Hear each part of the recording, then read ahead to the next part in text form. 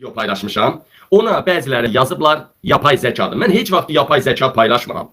Paylaşsam da özüm deyirəm ki, ay millət, bu yapay zekadır. Başa düşürəm, çox istəyirəm başqa bəylərlə qardaşım Erşad paylaşır, çox düz eləyir. Ürəyimdən tikan çıxır, mənə də ləzzət edir. Baxın, amma mən belə paylaşmıram ki, bu məni belə tanımasınlar. Mənim bir bəlli hədəfim var. Və belə bir video paylaşmışam. Dedilər ki, bu yapay zekadır. Altdan trollər töküldü altına ki, bu videonu İlham Əliyev sildirib hər yerdən. Mən bunu Rusiyadan Prezident Putinin səhifəsindən tapdırmışam. Mən böyük komandam var, bilirsiniz, işləyir.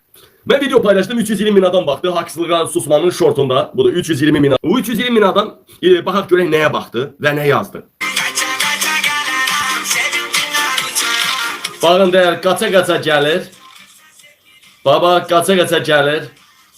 Özləri qəsdən türküdülər ha. Baxırlar ki, videoda baxış sayı azdır, trollər girmirlər. Şikayət eləməyə çalışırlar ya da heç girmirlər. Görürlər, yox, baxış sayı 80, 100, 150, 200 bin oldu, komanda verirlər, hamısı tökülür. Və beynəlxalq statistika, YouTube'un, Facebook'un baş ofisi dedi ki, İlham Əliyevin trollüğünü eləyən 50 min şey var, profil var, 50 min. İndi əlbəttə ki, onları 50 bin adam hesab edir, amma biz bilirik ki, bir adamın 20, 30, 40 səhifəsi var əlbəttə. Süni intellektlə düzəldiblərsə, bu video həqiqi deyilsə, Xaçaturyanın cinsi orqanı olsun mənim namusumun, şərəfimin içinə, ağzına. Amma süni intellekti deyilsə, mən həqiqəti yayımlamışamsa, yalandan yazırsınızsa süni intellekti. İlham Əliyevin o buraxdığı Xaçaturyan var, xalqımıza soyqırım yaşadan. Onun o bürüşmüş cinsi orqan, başda İlhamın, sonra Mehribanın, sonra qızlarının, arvadının, gəlinin, hamısının ağzına olsun. İndi baxın, gerçək orijinal videonu paylaşıram. Alın.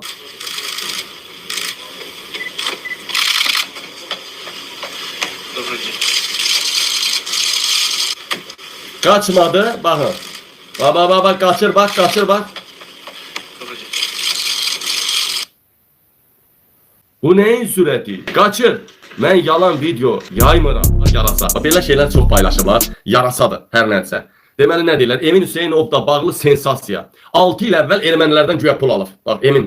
Bax, bu Emin Hüseynov. Ay, nə qədər göt olasan, nə qədər göt verən olasan ki, belə yalanlar uydurasan. Lap deyək, birinci ermənidən pul almayıb. Yalansa sizin var yoxunuza ilə ermənilər soxsun. İkinci deyək, ermənilərdən pul alıbdır. Ermənilərdən pul alıb neyniyib?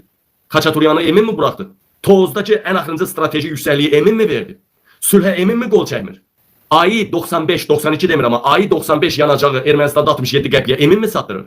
Erməniləri Emin mi qucaqlatdırır? Erməninin qabağına İlham Əliyev Paşinyanın qabağı, Paşinyan yarım saat gözləyir, gələn kimi mıx kimi ayaq durub yaxasını düyməliyir, Paşinyan az qalır qabağında əylə. Emin mi əyilir yoxsa İlham Əliyev mi?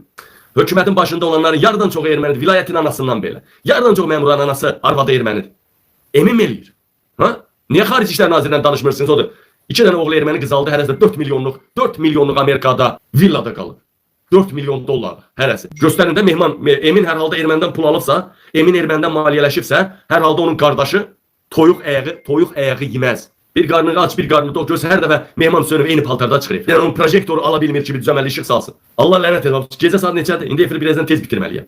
Gecə saat neçədir? İndi mənim evimə həkim gələcək, mənə görə. Bu skoruza deyil, prosto mənə qulluq üçün, mənim qəsd. Niyə mən gün orta sərbəst gedəməməliydim həkimə? Yəni, hamı əziyyət çəkir. İlham Əliyev ya biz ölməliyik, İlham yaşamalıdır, ya da İlham Əliyev ölməlidir, biz yaşamalıyıq. Şəkli həddədir, xalq inqilab həddindədir, xalq inqilab istəyir, xalq üsyan istəyir. Halklar! Peki gözler, aç kapını, balacı kapını aç.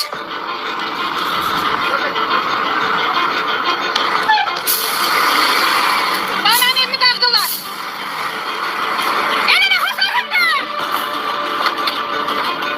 Gör, qəhbəliyə bax, göt verənliyə bax. Bu evləri İlham tikməlidir. İlham bax, o evlərdə cəmaatı yerləşdirməlidir. İlham Əliyev hər bir adamın evinin sosial durumunun, rifahının yüksək olmasına cavabdehdir. Amma yazıqlar qadından kəsə-kəsə, min cürə zülmlərlə, xaricdə işləyib 5 qəpik qohumu pul almaqdan nəsə tikməyə çalışırlar. İndi heç nə, bir mərtəbəli o quşxanalara verməlisən 10 min, 2 mərtəbəliyə 20 min ki, sən evini uçurmasınlar. Buna bax. Haradır bura? Yine Suraxanı. Haradır? Arvadını. Birisi Adil Əliyev niyə üstünə düşdülər? Töhmət verdilər Adil Əliyevə. Çünki Adil Əliyev bildi ki, hakimiyyətin sonudur. Bir balaca Katyolun pulunu kəsirdi.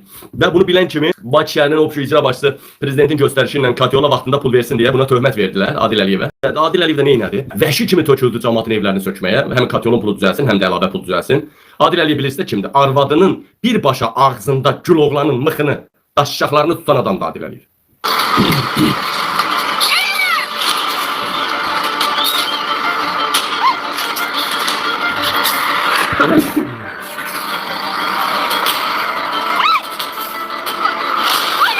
Öyle Öyle siz bakırsınız bu sökmeye gelenler hamısı maskalı gelirler. Çok əksəriyyəti ya gecə sökürlər, gecə ya da maskalı. Siz düzgün gəlmisinizsə, düzgün sökürsünüzsə, niyə maska taxırsınız axı? Millət bezib.